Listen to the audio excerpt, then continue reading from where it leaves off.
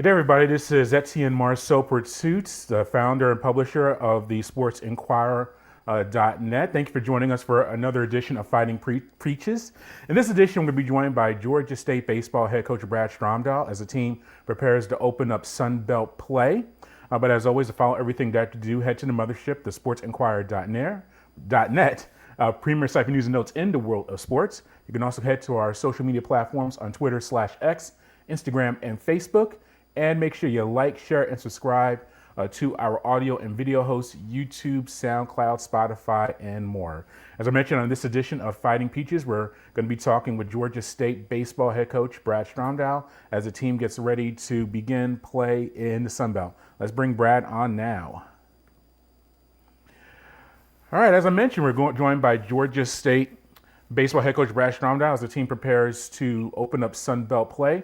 Brad, thank you for joining us this afternoon. And the team is off to its best start in more than a decade. What's been some of the key factors you think with the early success of the Panthers this baseball season?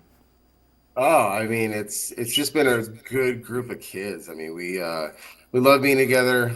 It's they compete, they want to play baseball, they have fun, and I think that we've been really good and blessed with some of the guys that we were able to bring in and start out with a little bit of a hot streak, if you will, with the offense. So we're in a good place for sure. We're really happy with how the season has started in the first beginning 6 weeks of it. And now as we move into, conference play, it's when it gets serious and we figure out what we have learned from the first 18 games and what we need to continue to improve upon. Yeah, well, before we get to the actual play on the field, you mentioned bringing in new guys. I was overlooking the roster. Anytime a season begins or you're at the stage, you look back from last year to this year. Obviously, you have your transfers coming in, but I see a lot of the roster majority are recruited players into the program. You have a few graduate students, that's an exception. But with the NIL and the transfer portal being as extensive as is throughout college athletics, it seems more of a homegrown roster. Am I accurate in saying that? And how does that contribute just to the makeup of your team? No, I think you're exactly right. I think with the portal and the NIL and all of the things that college and the NCAA is dealing with right now, you have to stick with the philosophy. And I don't believe that you can kind of one year choose to go all portal kids and the next year to go all junior college kids and the next year do something different. I think that you have to maintain consistency throughout your organization. And so we've really tried hard to stay local. We've really tried hard to stay kind of greater metro Atlanta. And then, kind of take another 100 miles out from that, going outside of metro Atlanta and then stay within the state. And I think we've been really successful at identifying the right people for Georgia State University. I think we've identified the right kids coming back into the organization. And a lot of the kids that have come back, we've recruited, they've gone to Auburn or a few of the other P5 schools or P4 schools. And we've been fortunate to be able to have them back. But overall, I really feel strongly that you have to stick with that organizational philosophy of whatever it is. And ours definitely is homegrown. Let's keep everybody as close to home as they can, and let's get the local kids and let's get it so that mom and dad and grandma and grandpa can come visit them. And we use kind of word of mouth, but they kind of love the program and where we're at and how we're winning. And we have a new stadium coming in spring of 26. So it all kind of blends together into this big ball of hope, desire. It's a dedicated philosophy, it's a dedicated organization, and it's really been a good combination for us as we have continued to be here. This is our 6th year. It's really our 4th year after COVID. And so we're still trying to navigate the new rules and the new goalposts being moved by the NCAA and all of the things that kind of go along with that. But, we're really happy with where we're at. I think that we'll continue to be successful. And, with what the administration has done with us, getting a new stadium and putting us in the forefront of the Sun Belt in terms of facilities, I think that the sky's the limit. Yeah, and one of those homegrown guys is Kaleb Freeman, who is your senior second baseman, leads the nation in doubles. What about his offensive output this year and the overall output of the entire offense? You're among the conference leaders in many statistics. What about Kaleb and just the overall offense being a strong point for the Panthers to start the year? Oh, no question. He's done an amazing job. And him, William McGinnis, Michael McGinnis, Cole Griffith, Jay Williams, you kind of go right down the list of guys that have done their job. But Caleb kind of sticks out with some of the things that he's been able to do in the first 18 games. He competes. I mean, and I think that that's part of the philosophy that we've had going into these new recruiting ideas, is that we just want people to be in our organization that compete. They want to run hard, they want to dive, they want to get dirty. They're not scared to be down with two strikes, and Caleb's kind of the epitome of that. And he comes from Auburn, and he comes from some older. He's an older kid. He's been through the wash a couple of times with some of the schools that he's been to, but ultimately he is present, and he is able to exude a confidence that kind of stems to the rest of the team, and they kind of take over that and they go. And I think Michael McGinnis is very similar to that, where he was a transfer in, and just they just want to win. And I think that there's nothing that can substitute a player's desire to win, get in the weight room. When we get that, we got back from South Carolina last night around 2:30. They're all in here working out in the morning in the cages on their own, and they just want to play baseball. They want to be good at their trade and their craft, and I'm looking forward to going into South Carolina with a really hard hat lunch bucket type of mentality. Yeah, you mentioned that non-conference, and we'll get to that as well. You've played nationally ranked teams throughout the Southeast, but 29 home runs as a unit, and I think 10 different Panthers with home runs. How is that? Is that an offensive approach? I mean, obviously you want to get as many runs as you can anytime you can, but having 10 different guys with at least one home run this year and being, I think, top 20 nationally in home runs already this year. What about that offensive philosophy and how it's been executed?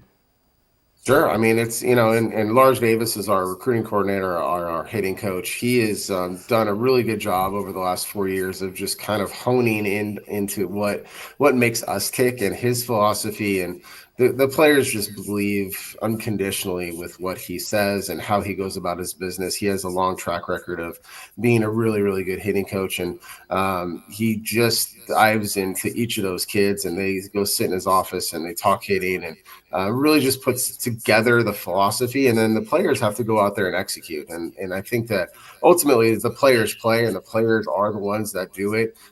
If they believe and they buy into what it is that our approach is, that for that certain day or versus that pitcher or the weekend, and they really kind of stick within who they are as a player, they believe in who they are as a player. I think that that's the most important piece. And you might go 0 for 4 one day or 2 days in a row, but you're going to come back if you continue to stay the course. And so, buying into what Lars has been saying, and buying into each other, and competing in the zone, and not being scared to strike out with two strikes, and just really attacking your pitch and your zone, I think has kind of led to those home run numbers for sure. But overall, I think it's why we've been able to get off to such a good start. It's just an unadulterated belief in themselves and what they're doing and where we're going and what direction the philosophy is for that certain particular game. Now, on the other side, things the pitching has its struggles, but you've been some highlights through the year. What about the pitching staff and kind of how that's rounding into form? Non-conference is a time to, I guess, try some different pitchers, different situations. But now Sure. that you're in conference play, how do you think that part of the team is shaping up as you get ready for Sun Belt competition? I think that as we continue to go, the pitchers identify with where they stand a little bit better each outing that they go. We've have a new pitching coach. We have a new kind of pitching philosophy, and so we've kind of been a little bit. Let's go out there and see what you can do. But Christian Castori and Michael Leader coming in. Michael Leader's from Ole Miss, and Castori was with the Marlins. And they just bring a different philosophy than we've had in the past, which is a little bit more just grit and command fastball glove side. We want you to be able to command fastball glove side. And I think it's taken a little bit off of the data analytics side of things and kind of pushed it towards what can you do on the mound in between your ears? How are you going to compete in the zone? And can you execute your pitch? Because hitting is really, really hard.